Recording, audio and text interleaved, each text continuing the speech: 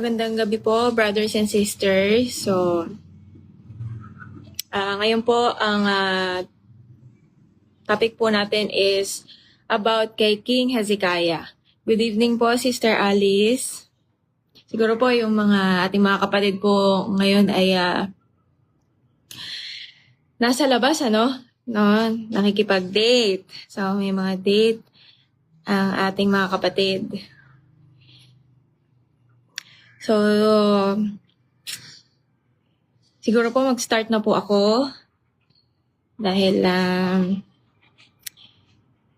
okay. So before po ako magsimula, ang ating pong topic ngayon ay tungkol kay King Hezekiah. So makikita niyo po kung meron po kayong Bible sa inyong tabi, maaari niyo pong buksan ang inyong mga Biblia sa 2 Kings 20. Ayan po. 2 Kings 20.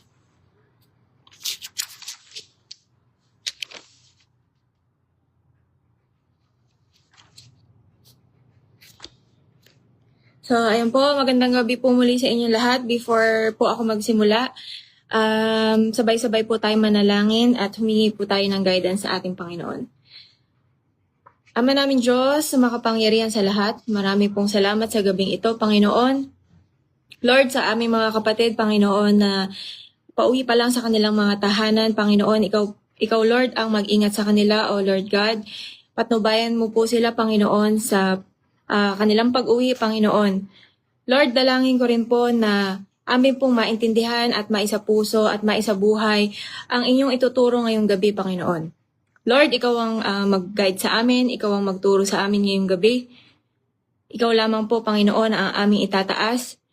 Sa pangalan ni Jesus na aming tagapagligtas. Amen. Ayan. So, good evening po sa inyong lahat. Medyo maaga po yata ako. 7 p.m. po yata dapat. So, pasensya na po kayo kung medyo napaaga dahil ayun. So, ang topic po natin ngayong gabi ay si King Hezekiah. So, si King Hezekiah po ay anak ng hari ng Judah, si King Ahaz.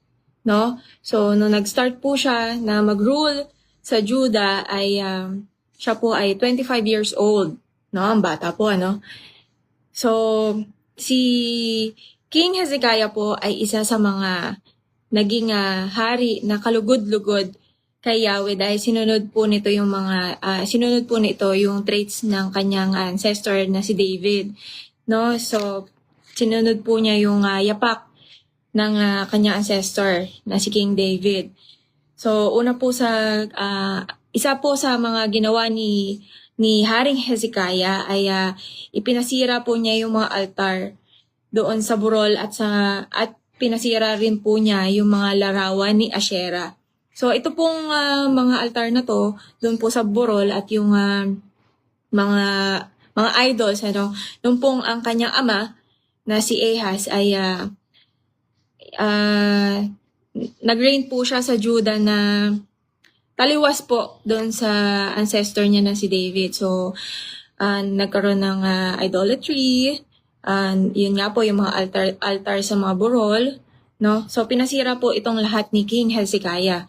So, dinurog rin po niya yung ahas or yung serpent na pinagawa ni Moses, no? So, kung balikan po natin kung ano po yung ahas na yon or yung figure na yon, ano. So, ito po yung bronze serpent or yung ahas na kung matatandaan po natin nung nasa wilderness pa po ang mga Israelita ay nagpagawa po si Yahweh ng figure or ng bronze serpent na para po ito kasi dahil nung time po na nasa wilderness po ang mga Israelita, of course, di po ba naging cycle na po nila yung nagko-complain sila. Lagi po sila nagko-complain kapag nahihirapan sila, hindi po ba?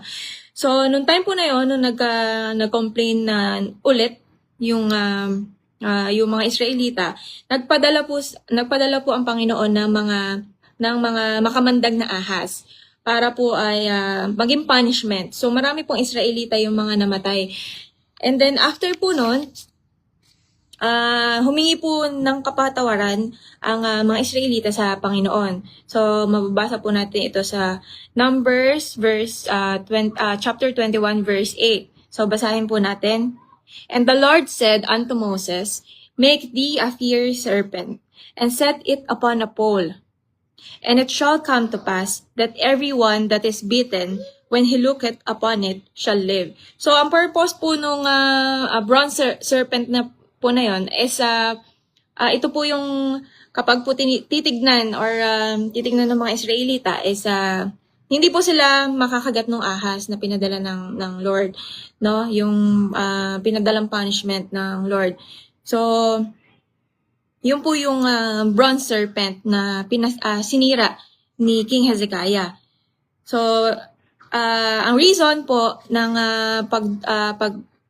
pagsira or yung reason ng pagdurog ni Haring Hezekiah dahil po sinamba na po ito ng mga taga-Juda, no? So ito po ay tinawag nilang Nehustan, no? Kaya po ay yung reason nun, kaya pinasira po niya yung bronze serpent. So si Haring Hezekiah din po ay naghimagsik sa hari ng Assyria. So nung time po na yon ay dahil po yung time po na yon, gusto pong mapalawak ng mga Assyrian yung kanilang territory. So dahil po doon ay nagrebelde po si King Hezekiah sa hari ng Assyria. So dinisregard niya yung treaty o kasunduan na ginawa ng kanyang ama na si Ahaz at yung hari ng Assyria before po yung before po si Salmanasar, no? So nagkaroon po yun ng treaty which is, ang kasunduan po is protection from Syria and Israel. No? So, yung dahil po pinotektahan ng Syria ang Juda sa bantang pananakop ng Syria at Israel sa Juda nung panahon ni Haring Ahaz. Ang Juda ay nangako na magiging tapat at magbibigay ng kapalit or to pay something in exchange for protection. So, yun po yung reason ng pagre-rebelde ni King Hezekiah. Kumbaga parang hindi po siya sumusunod doon sa hari ng Syria. Pero nung time po ni King Ahaz, sinabi po ni Prophet Isaiah kay King Ahaz na tatay po ni Haring Hezekiah na to trust God instead of making treaty with Assyria. But Ahaz ignored Isaiah's advice. So ito po ay matatagpuan niyo po sa Isaiah chapter 7 verse 3 to 11. So pinaalalahanan po or sinabi po ni Prophet Isaiah na huwag gumawa ng kasunduan doon sa hari ng Assyria. Pero dahil hindi po tapat si Haring Ahaz sa Panginoon. So ginagawa niya yung sa tingin niya, yung sa kanya lang po So hindi po siya tapat na hari sa Panginoon. So during po nung 4th year na reign of Hezekiah, so sinakop po ang Samaria ng hari ng Syria na si Salmanasar. So, nabihag po niya yung most of the Israelita na naninirahan doon. And yun po ay natupad na prophecy sa sinabi po ni Prophet Isaiah. Nangyari po ito dahil sa hindi pagsunod ng dating hari ng Judah which is Ahaz. So, nagkaroon so, nung time po na yon na since gusto po ng hari ng Assyria na masakop po ang Judah, so since matigas po si Haring Hezekiah, ayaw niya talagang sumunod kay Haring Salmanasar ng Assyria. So, nagkaroon po ng pagkikita yung kampo ng Assyria at kampo ng Judah para po ipaalam sa hari ng Judah yung mensahe po ni Salmanasar.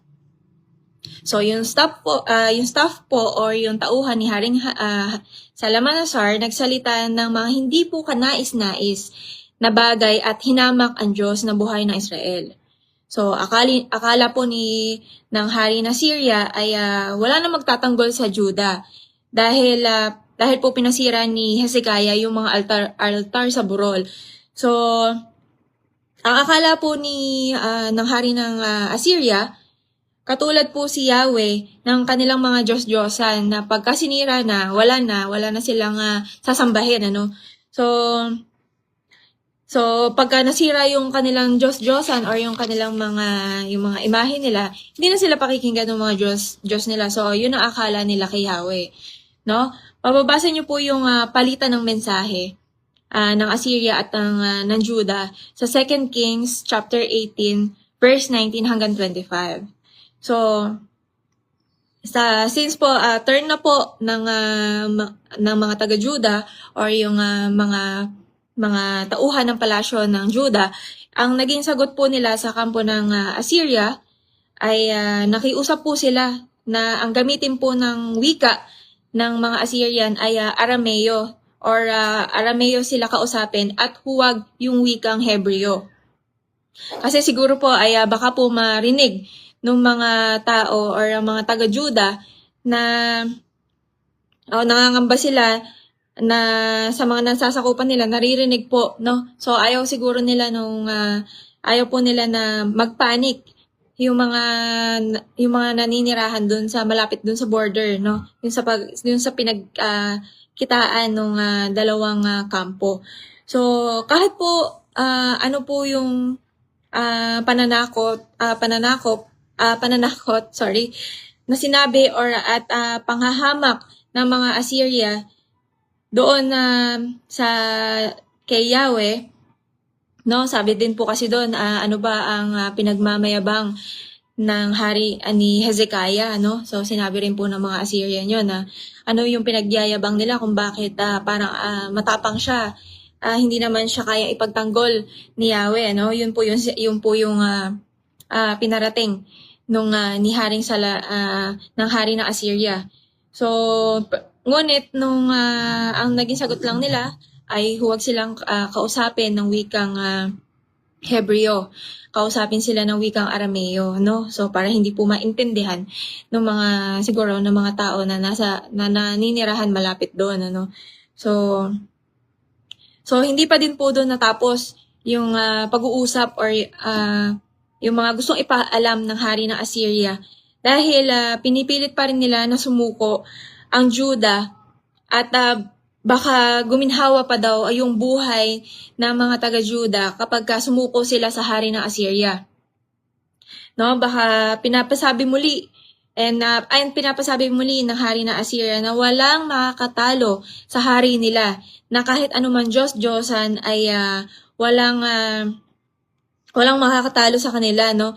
Na sinabi pa nito na hindi sila kayang iligtas ni Yahweh, no? So bilang ang instruction ni Haring Hezekiah ay huwag silang magsasalita. Ito po yung ginawa nila. Tahimik lang sila, wala silang sinabing salita dahil huwag silang kikibo dahil ito po yung nag-iutos ni Haring Hezekiah. So nung matapos na po yung pag-uusap at binalita na po nila ito kay Haring Hezekiah,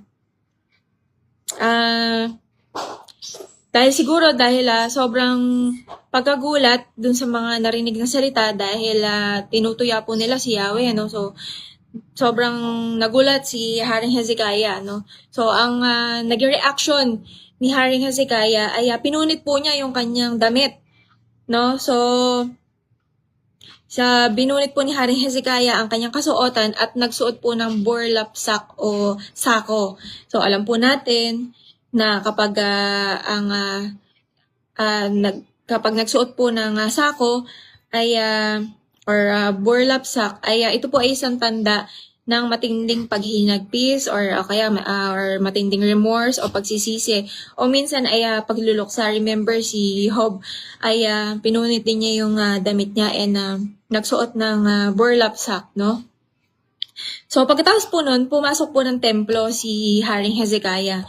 So inutusan din po niya ang mga tauhan ng kanyang kaharian or ng palasyo na magsuot din ng burlap sack at pumunta kay Propeta Isaiah. So, nung nagpunta na po yung kanyang mga tauhan, ay ito po yung naging sagot ni Isaiah. Paki-open po 2 Kings chapter 19 verse 7. Isang masamang balita ang ipapadala ni Yahweh sa hari ng Assyria at ito'y babalik sa kanyang lupain at doon na mapapatay. So ito po yung naging sagot ni Yahweh through Prophet Isaiah. So nung panahon po na yon, yung hari po ng Assyria ay nasa kabi-kabilang or marami po siyang labanan, ano. So nabalitaan po niya noong time na yon na lulusubin siya ng Ethiopia. So siguro nakaramdam ng matinding takot si Salmanasar dahil ang Ethiopia po ay isa sa nasa pangatlong or pinakamalakas o third most powerful in terms of military, no? Kaya ngayon, siguro dahil alam niya sa sarili niya na hindi niya kaya na manalo sa Ethiopia, binaling niya muli yung attention niya sa Judah at nagpadalo muli ng sulat kay Haring Hezekiah.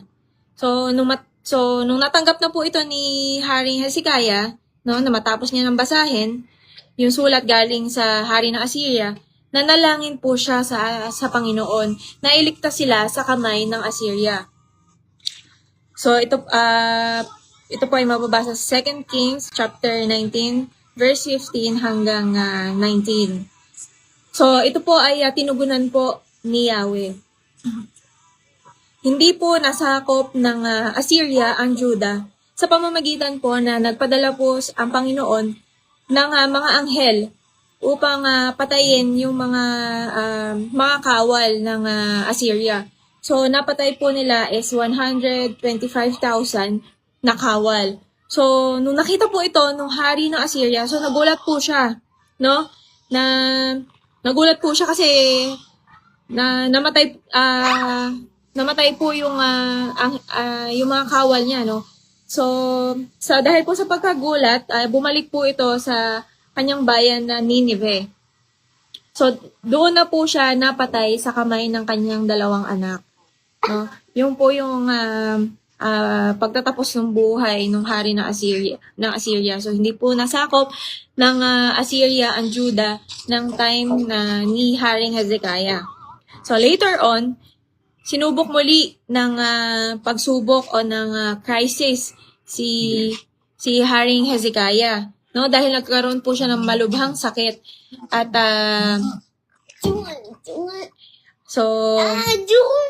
ipinasabi po ni Yahweh kay Isaiah na sabihin kay Haring Hezekiah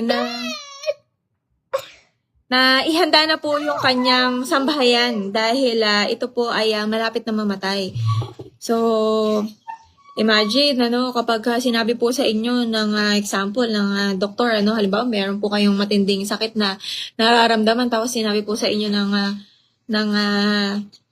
doktor na may taning yung buhay niyo, syempre, ang una niyo magiging reaction siguro ay iiyak, iisipin niyo po kung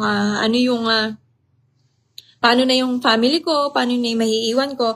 Pero si Haring Hezekiah, ang una niya pong ginawa ay nanalangin po si Haring Hezekiah kay Yahweh at binigyan po muli siya ng Panginoon ng another 15 years. So tinugon po ng Panginoon yung dalangin ni Hezekiah, no? So ito po ay through Prophet Isaiah pa rin, So nung narinig agad nung natanggap ni Haring Hezekiah yung balita ni Prophet Isaiah ay nanalangin po siya agad. At hindi pa man po nakakaalis ng palasyo si Prophet Isaiah ay nangusap muli ang Panginoon sa kanya na sabihin na hindi pa ito mamamatay at magkakaroon ng additional 15 years yung buhay niya.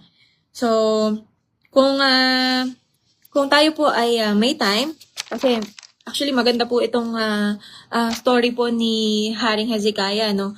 So ito po ay matatagpuan nyo po sa Isaiah chapter 30 and also sa 2 Kings chapter 20. So ano po ang tinuturo po sa atin ng buhay, ang tinuturo po sa atin ng Lord sa buhay ni Haring Hezekiah ay dapat sa bawat po na crisis ay na dadating at mararanasan natin sa ating buhay, tayo po dapat ay matuto po tayo na kahalagahan yung pagtitiwala natin sa ating Lord. Amen po ba? So, tinuturo din po sa atin ng ating Panginoon na yung paglapit sa Kanya in times of difficulties, like Hezekiah po, di po ba, sa pagbabanta po na pananakop sa kanya ng Assyria at yung kanyang sakit, matinding sakit at kamatayan, ay buong puso po siya na lumapit sa Panginoon at buong tiwala siya, buong tiwala niya, buo niya ibinigay sa ating Lord, no? So, yun po yung isa sa mga tinuturo sa atin ng Lord sa buhay po, sa story po ni Hezekiah. So, tinuturo din po sa atin ng Panginoon yung pag-uuna po sa Kanya, no? Na kailangan natin unahin ang Panginoon, no? Dahil po, remember si King Hezekiah po ay pinasira po niya lahat ng mga Diyos-Diyosan, no? Ng Judah noong time na yon at wala siyang pakialam kung ano yung sasabihin ng mga nasasakupan niya dahil yung pagsira sa mga Diyos-Diyosan or dun sa mga idols, ano. So inuna po niya ang Panginoon, no? Yung kapakanan ng Panginoon. So tayo, meron din po tayo na mga idols sa buhay natin, no? Yung mga idolatry, no? Kahit po na hindi natin to aminin sa ating sarili, ay may mga bagay po tayo na masyado nating pinapahalagahan. Sa sobra pong pagpapahalaga natin, ito po yung nagiging balakid natin para unahin natin ang ating Panginoon. So minsan hindi po natin to napapansin or hindi po natin na recognize as idolatry, but it's idolatry. So, minsan po ay ito po yung material na bagay na masyado tayo nagigi-obsess or o kaya naman ay yung katangian natin or yung meron tayong katangian na hindi natin kayang i-let go. So, for me, it's idolatry, ano? So, we need to purify ourselves para po tayo ay maging karapat-dapat sa harapan ng ating Panginoon. So, amen po ba? So, kaya po ba natin i-let go yung mga bagay na hindi po natin akalain na it's idolatry? No? So for me po, yung pinaka-highlight po sa buhay ni Haring Hezekiah ay yung pagbibigay ng additional 15 years sa kanya ng Panginoon. No? Kahit na dineclare na po ng Lord na kay Prophet Isaiah na sabihin mo kay Hezekiah na ayusin mo na or prepare mo na yung sambahayan mo dahil mamamatay ka na, no? No, kahit na sinabi po ito ng Lord, pero pero nakita po ng ating Panginoon yung puso ni Haring Hezekiah, yung tapat niya na pananalangin sa kanya at yung tapat niya ng pagtitiwala sa Panginoon. Walang pag-atubili po ang ating Panginoon na pinakinggan niya po yung panalangin ni Haring Hezekiah. Amen po ba? So, kaya po, tayo po, bilang pong Kristiyano, panghawakan po natin na buong pagtitiwala, yung tiwala po natin sa ating Panginoong Hesus na tayo ay niligtas na niya sa kamatayan at sa kasalanan. Amen po ba? So, maraming salamat po at pasensya na po kayo at kung medyo magulo. So marami pong salamat po sa mga nakinig po ngayong gabi. Nawa po ay tayo po ay magpatuloy na magbasa ng ating Biblia. No, kung gusto niyo pong ulitin or basahin yung story ni King Hezekiah kasi maganda po yung story niya, no. kahit po maikli lang, makikita nyo po doon yung faithfulness niya sa Panginoon, ano? At isa po siya sa mga naging hari ng Juda na naging tapat sa ating Panginoon, ano? So, maraming salamat po sa inyong gabi. Ay, sa inyo lahat, sorry. So, magandang gabi po sa inyo. At tapusin po natin ang ating pag-aaral. Tayo po ay manalangin muli, no? So, Ama namin Diyos, maraming pong salamat sa inyong paturuan sa amin lahat, Panginoon. Salamat po, Panginoon, dahil ikaw, Panginoon, ang pumatnubay at gumabay sa amin. Lord, nawa ang amin lahat ng aming mga hindi kayang i-let go at sa tingin namin ay hindi idolatry, Lord. Ikaw, Panginoon, ang nakakaalam at naniniwala ako, Lord, na ikaw ang mag-aalis sa amin ng mga bagay na hindi ka nais-nais sa iyong paningin, O Lord God. Maraming pong salamat, Panginoon, sa mga panalangin na lagi mong dinidinig sa aming buhay, O Lord God. Lord, marami pong salamat sa araw-araw, sa araw-araw na patnubay at gabay na binibigay mo sa amin, Lord. Marami pong salamat sa mga blessing na binigay mo po sa amin. Panginoon, patuloy mo po kaming pag-ingatan at nawa, Panginoon, ay ikaw lamang, Panginoon, ang maging center ng aming buhay, Lord.